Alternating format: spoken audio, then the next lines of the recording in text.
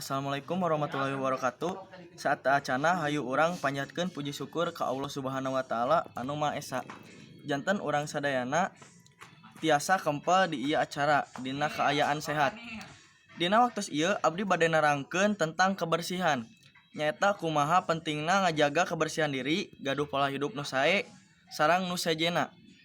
Sebagai umat muslim anu taat, anu gaduh keimanan dina jero hate, urang teh kudu bersih sareng suci tina sagala kotor atau najis anu nyebabkeun urang jadi teu suci.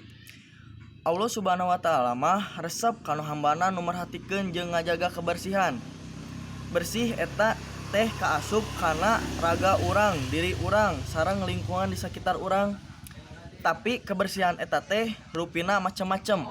Aya nu disebut bersih hate, bersih jiwa, bersih raga, sareng bersih rohani. Urang kedah jadi jalma anu kaasup bersih sadayana. Sabab ngan bersih raga tapi hatena teu bersih mah percuma. Sabab matak timulai ayeuna hayu urang ngabersihan sagala rupina sareng ningkatkeun pola hidup sehat kanggo urang sadayana. Kumaha carana?